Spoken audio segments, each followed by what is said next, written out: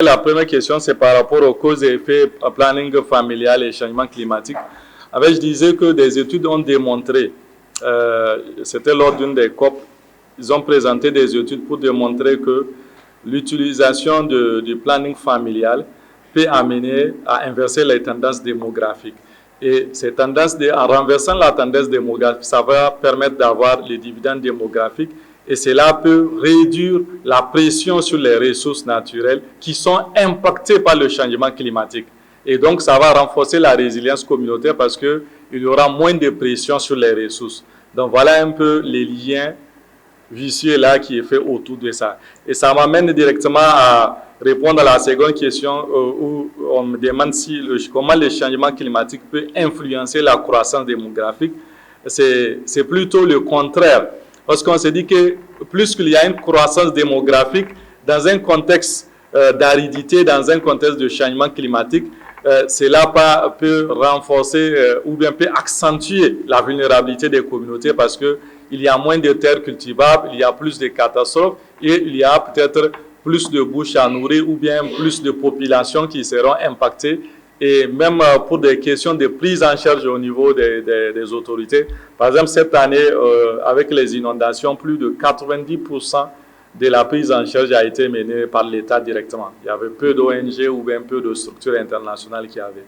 Donc, plus il y a une forte croissance démographique, donc on suppose que cela peut avoir plus d'impact sur le peu de ressources que nous disposons déjà. Donc, c'est des études aussi qui ont également démontré cela, que la croissance démographique peut impacter, peut accentuer davantage la crise climatique que nous subissons déjà. Donc, un plan de système résilient, vous savez, aujourd'hui, les gens passent de concept à concept toujours pour refaire, parfaire les politiques publiques que nous avons déjà.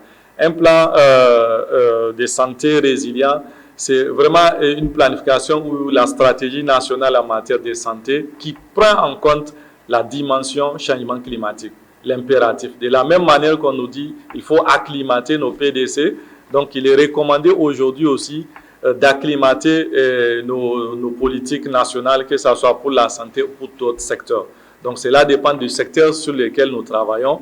Ici, les cas spécifiques du secteur de la santé, beaucoup de pays déjà, surtout les pays anglophones, ont commencé à reformuler leur stratégie en tenant compte de la dimension de cette variable de changement climatique. Donc c'est de cela qu'il s'agit. Toute politique nationale en matière de santé qui tient compte dans sa planification de la dimension du changement climatique, on peut dire que c'est un système résilient par rapport au changement climatique. Et sur les 7 secteurs, c'était revenu 2 fois. En fait, lorsque le Niger avait élaboré après les conventions post-Rio, plusieurs politiques telles que le plan national de l'environnement pour un développement durable, le PNED,